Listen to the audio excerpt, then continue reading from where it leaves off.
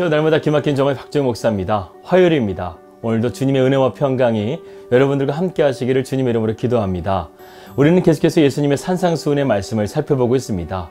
산상수훈의 말씀을 통해서 우리 그리스도인들이 세상의 소금이요, 세상의 빛이요, 세상의 등불로서 살아가야 된다는 사실을 우리가 함께 나누었고요. 오늘부터는 예수님의 산상수훈의 핵심 메시지인 팔복에 대해서 들어가 보도록 하겠습니다. 이 팔복이라는 것은요, 우리 그리스도인들이 균형 잡힌 다양한 성품들을 가르쳐주고 있습니다. 역사적으로 볼 때 그 시대마다 주님을 온전히 따랐던 자들이 있었습니다. 하지만 주님의 말씀 가운데 순종하며 주님의 제자된 삶을 살아간다는 것, 그거 결코 쉽지 않습니다.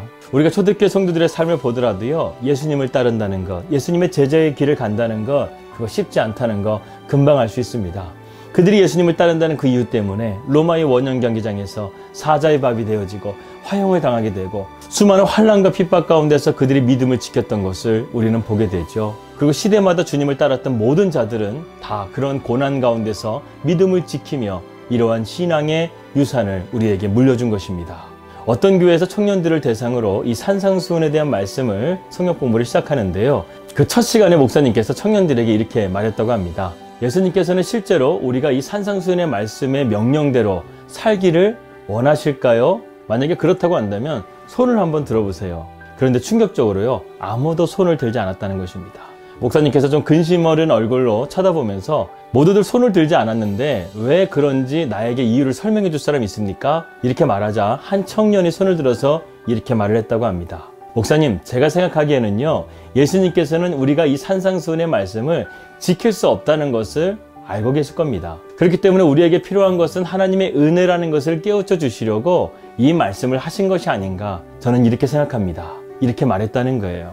그리고 그 주변에 있는 청년들이 이 말에 더욱 동의를 했다는 것입니다. 여러분은 어떻게 생각하십니까? 여러분은 이 말에 동의하십니까? 물론 산상수훈의 말씀을 다 지킨다는 것, 어렵다라는 거 모두가 알고 있는 사실입니다. 하지만 그것을 이렇게만 해석하는 것이 과연 옳은 것일까요? 저는 아니라고 생각합니다. 여러분, 기독교의 세계관과 오늘날 포스트 모더니즘의 세계관, 이 차이점이 뭔지 아십니까? 인간의 존엄, 정의, 평등, 자비, 평화, 진보, 번영, 이러한 좋은 선한 것들을 둘 다 추구한다는 거예요. 그런데 결정적인 차이가 무엇이냐면 이것을 다스리는 왕이 누구인가, 이것에 대한 주체가 누구인가에 따라서요, 기독교의 세계관과 포스트 모더니즘의 세계관의 차이가 다르다는 거예요. 기독교의 세계관은 무엇입니까? 철저하게 하나님의 주권 사상이에요. 이 모든 것들이 하나님의 주권과 섭리 안에 이루어진다는 것입니다. 그런데 포스트 모더니즘은 무엇입니까? 철저하게 인본주의라는 거예요. 절대적인 주권이 없고 모든 것이 다 상대적이라는 거예요. 너도 옳고 나도 옳다, 이러한 상대주의, 이러한 인본주의가 바로 포스트 모더니즘의 가치관이라는 거예요. 결국 인간의 힘으로 이러한 가치들을 이루어 보려고 했던 유토피아, 그것이 바로 마르크스가 주장했던 공산주의라는 것입니다. 공산주의는 우리에게 진정한 유토피아를 줄 것이라고 생각을 했어요. 그런데 이것은 철저하게 하나님을 배제하고 인본주의적인 생각을 가지고 펼쳐갔던 것입니다. 제가 알기로는 마르크스는요, 장로님의 아들이었어요. 기독교의 가정에서 태어났던 그가 철저하게 기독교를 배제하고 인간 중심적인 유토피아를 만들려고 했던 이 공산주의, 결국에는 그것이 성공했습니까? 실패했다는 거예요. 이 세상의 그 어떤 것들도요, 하나님을 배제하고서 우리가 생각할 수 없다는 거예요. 하나님이 다스려 주시고 하나님이 우리 가운데 질서를 세워주셔야지만 이 세상이 바르게 돌아간다는 것입니다. 여러분, 밤하늘에 한번 별을 보십시오. 이거 뉴질랜드에서는요, 밤하늘의 은하수가 매일 볼 수가 있는데요, 이 밤하늘에 있는 별들이 자기의 자리를 지키지 않고 무질서하게 이렇게 운동을 한다고 한다면 이 우주는 대혼란 가운데 빠지게 될 것입니다. 그런데 이 우주가 그렇게 수많은 별들이 있음에도 불구하고요, 질서정연하게 놓여졌다는 거예요. 그것이 무엇입니까? 이 광활한 우주, 하나님께서 다스리신다는 거예요. 하물며 우리 인간 사이를 하나님께서 못 다스리실까요? 아니라는 거예요. 하나님께서 우리를 다스리신다는 겁니다. 이제는 공산주의가 무너져 버렸지만 공산주의의 자리를 대신하고 있는 것이 무엇입니까? 바로 자본주의예요. 물질이에요. 만몬주의가 지금 세상을 지배하고 있습니다. 수많은 사람들이 바로 이 만몬주의에 빠져서 모두 다 인생의 목적을 다 돈 많이 버는 거, 부자 되는 거, 잘 사는 거, 이런 번영에만 목적을 두고 살아간다는 것입니다. 하지만 우리 인간의 가치는요, 단순하게 잘 먹고 잘 사는 것으로 끝나는 것이 아니에요.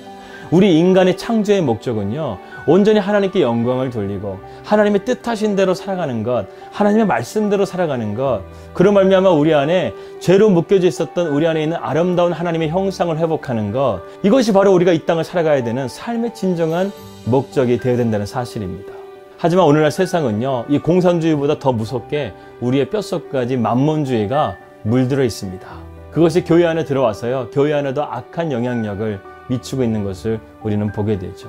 우리는 하나님을 찬양하는 것과 하나님 말씀에 순종하는 것, 이 둘 사이의 긴장을 늘 놓쳐서는 안 되겠습니다. 오늘날의 현대 기독교가 이러한 도덕적인 권위와 영적인 신뢰성을 잃어버렸기 때문에 기독교가 세상 가운데서 욕을 먹고 있는 것입니다. 주일이 되면 원수를 사랑하고 용서하신 주님을 열심히 예배하고 우리는 찬양해요. 그런데 일상의 삶으로 돌아오게 되면 우리는 다시금 세상적인 사람으로 똑같이 살아간다는 것입니다. 말씀이 나를 지배하는 삶이 아니라 내 감정과 내 생각이 나를 지배하는 삶, 즉 인본주의의 삶으로 우리는 살아가고 있다는 거예요. 저는 오늘날 그리스도인들이 이러한 영향력을 잃어버린 가장 큰 원인 중에 하나가 하나님의 말씀의 권위를 상실한 결과라고 보고 있습니다. 말씀의 홍수 속에 우리는 살아가고 있죠. 그런데 정작 그 말씀에 대한 순종의 삶이요, 실제적인 우리의 삶 가운데서 일어나고 있지 않다는 것입니다. 그런데 저는요, 반드시 믿는 게 하나 있습니다. 그것은 어느 공동체나 어떤 모임이나 개인의 삶 속에서든 주님의 말씀을 온전하게 믿고 붙들고 그것을 위해서 기도하는 공동체는요, 반드시 살아난다는 거예요. 반드시 역사한다는 거예요. 반드시 부흥한다는 것입니다. 오늘날 우리 하나님은 살아계시기 때문에 하나님의 말씀도 살아 역사하는 거예요. 운동력이 있는 거예요. 우리의 심령을 쪼개기까지 하는 거예요. 모든 문제에 답을 주시는 지혜가 바로 하나님의 말씀 가운데 있다는 것입니다. 인생이 어둡고 힘들고 지칠 때 우리에게 빛을 주시고 소망을 주시는 힘, 바로 그 힘이 하나님의 말씀 가운데서 나온다는 사실입니다.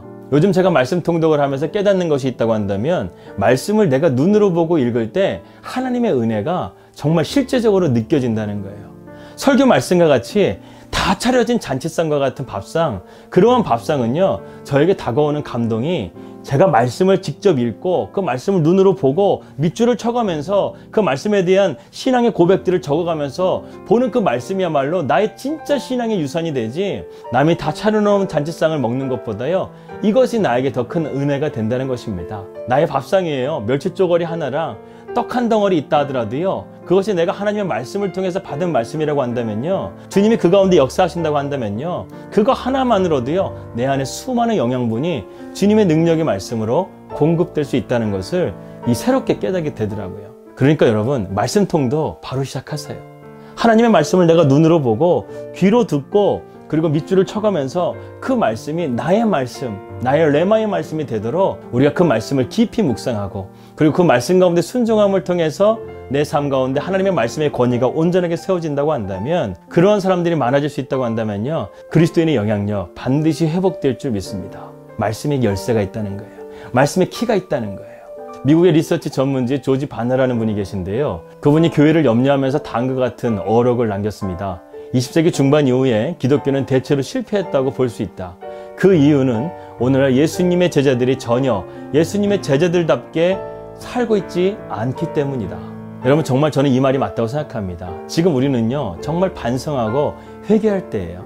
왜냐하면 이러한 우리의 모습이 하나님의 영광을 가리우고 진리의 복음의 전파를 막고 있기 때문에 그렇습니다.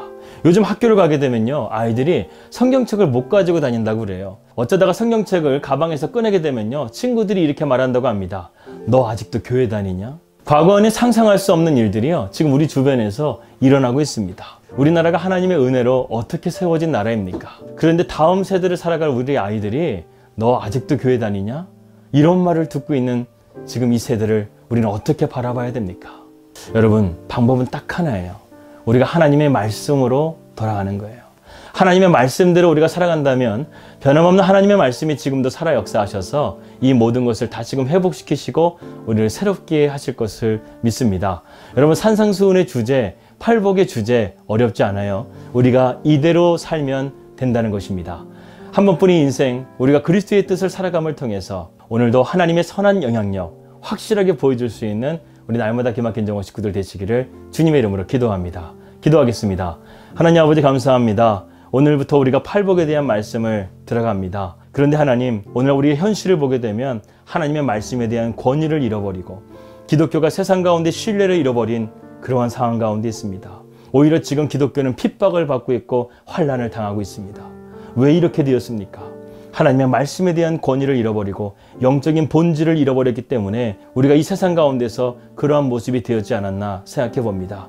다시금 하나님의 말씀으로 돌아가게 하여 주시옵소서. 1.1획도 변함없는 주님의 말씀 가운데 우리가 온전하게 순종하고 그것을 신뢰하는 믿음의 삶으로 나아감을 통해서 우리의 믿음이 더욱더 강화해지고 세상 가운데 하나님의 선한 영향력 확실하게 보여줄 수 있는 우리 그리스도인들 될 수 있도록 인도하여 주시옵소서. 예수님의 이름으로 기도하였습니다. 아멘. 한 번뿐인 인생입니다. 우리 그리스도인들이 주님의 뜻대로 살아감을 통해서 하나님의 선한 영향력 우리가 세상 가운데 확실하게 보여줍시다. 평안한 하루 되시고요. 저는 내일 뵙도록 하겠습니다. 우리 믿음으로 승리합시다. 할렐루야.